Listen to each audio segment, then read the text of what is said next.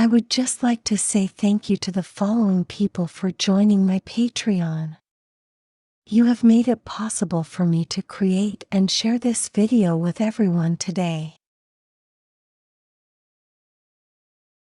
Hello everybody, welcome back. Before we start, I want to let you know that I don't make anything on my videos from YouTube. So, if you do like my content, please consider supporting me via Patreon. I have lots more new stories and videos on the way, some of which will only be available to those who support me there. My Patreon link is below this video in the description. Also, please don't forget to subscribe, like, and share.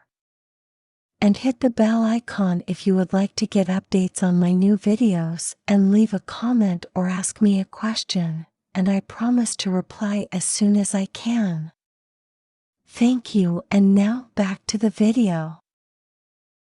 Today we have the fourth part of our story, about a boy who grew up to become a girl. If you haven't listened to part 1, 2, and 3, please check them out first before continuing. In this part of the story we follow Julie as Natasha takes her to the Paris Hotel Casino to get her a job as a cocktail waitress. This story is called How I Became a Woman, Part 4. The start of my new life. I hope you like it. Natasha started to tell me about Julie. It turns out after high school she got mixed up with some guy and ended up on the street. Anyway, it got so bad she had joined a cult and in doing so had moved away. She now goes by a different name, as the cult likes them to forget everything from their past life. It was a really sad story. That's when Natasha told me I could just use her name to get the job. Then work as Julie, since all her friends already knew me by that name. Now I was about to say no, but this idea did sound a little exciting. I could live as someone else for a while. I told her I would think about it, and so we went out shopping for the day. Later we met up with her friends and went out for the evening together. The next day I got up and looked at myself in the mirror. With my new blonde curly hair and red nails, there was no way I could go around as a guy. So I put on a nice skirt, did my makeup, and went over to see what Natasha was up to. She was so happy to see me all dressed up. "Wow, you look amazing," she said. We went out to have lunch together and we did some shopping before she had to go to work. I had gone with her before when she was working at the casino, and I would always come home by myself. However, this was the first time I was doing it as Julie. I had never been out on my own dressed up before. So I was a little scared and worried as I walked back home this time. But I really did look like a girl, and the worst thing that happened was some guy whistling at me as I passed him. Which, when you're on your own, is a little intimidating. Over the next few days, I went out more and more on my own and was getting pretty used to it. It was Sunday night when Natasha and I went to meet her friends. Well, I guess they are mine too now. We went out to have a nice dinner, and while we were talking, I asked if they thought they had any job openings that I could do. Natasha looked at me and had such a big smile on her face. She gave me a hug and told me we would go down to the employment office first thing tomorrow morning and she would help me put in an application. It was a fun night and we all had a blast, but Natasha said we should not stay out as late so we could be there first thing in the morning. The next day I got up and got all dressed and went over to Natasha's. When I arrived at her apartment, she led me into her bedroom.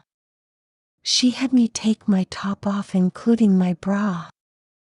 She had what she called a nude bra. What it really is are two silicone breast shapes, and what women do is attach them to the outside of their breast. Then they pull them together to increase their cup size. I really wasn't sure what this would do for me. She attached it to the outside of my chest where I had a little bit of flab. Once it was attached and had set for a bit, she pulled it together in the middle. Then I put on a tight bra. I was amazed. I had breast and cleavage. They were not huge, but a nice C-cup size. Natasha gave me a new top that really showed my new breasts off. Then we set off to go to the casino. Now I was a little self-conscious as I felt a little different, but also more confident as I had some cleavage. We got to the casino's employment office, and it turns out if you come in with a current employee, you go to a different office. It seems they give preference to friends of employees. Now I was introduced to a lady named Sarah. She was in charge of all hiring. She asked me some questions and had me fill out an application. Natasha helped me with it as I really didn't know all the answers to Julie's life, such as her birthday and other things. Turns out I was now 22, just like Natasha. Sarah came back and asked me some more questions and had me stand up and turn around. She was really looking at me, and I just knew she had figured out I was a boy. She left again and Natasha smiled. She likes what she sees. I think you may get a cocktail waitress job like me. They only hire really cute girls for that. The money is okay, but the tips are great. Now I was still having a hard time thinking of me working as a girl, but now I was picturing myself as a cocktail waitress in one of those tight skimpy outfits. Could I really pull it off? Sarah came back and smiled. I think we have an open cocktail position that would be perfect for you if you are interested. It is the same shift as Natasha's, so she would be training you. Wow, I was offered a job. Should I take it? Could I pull it off? Natasha nudged me and I said, "Yes, I would love that, thank you." Sarah handed me some paperwork to sign. I read it and it was authorizing them to do a background check on me, or rather Julie. I signed the paperwork and the three of us walked from her office to the front desk. Sarah handed the paperwork to the receptionist and then looked at the security guard and said, "This is Julie, a new hire. Here is her authorization for a background check." He looked at me and said, "Okay, everything looks good. Step up to the line." I did as he asked and he took a couple of pictures and showed them to me. I got to pick out the one for my employee ID badge. Then he had me stand at the counter and he took my fingerprints, which caught me a little off guard. Now I have no criminal record and have never had any contact with the police. So I knew my fingerprints weren't on record any place, so I was okay there.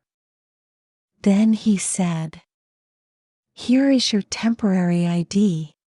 You will get your regular one when you pass your background check and the Gaming Commission files your paperwork. Then they will give you full clearance to work in the casino." That's when it hit me. It was not the problem of my fingerprints being on file, it was the fact they were now going to be on file and for a woman named Julie. Officially, in the eyes of the state of Nevada and the Gaming Commission, I was a woman, and it was now in their computers that way. I may be stuck now living as a girl. Natasha was so happy that in the car she gave me a big kiss, and I went a little red. This was the first time we had kissed, and it caught me off guard. I would go back later that night to start my training and apparently my new life. What will happen next? Will I be found out? Will it all work out okay? Can I ever go back, or am I now stuck as a girl full time? Have I gone too far? Only time will tell. Thank you for listening to my story. If you like my content, please consider supporting me via my Patreon. The link is below this video in the description. Also, if you like my stories, please don't forget to subscribe, like, and share. And hit the bell icon if you would like to get updates on my new videos, and leave a comment or ask me a question, and I promise to reply as soon as I can. Thank you, and until next time, goodbye.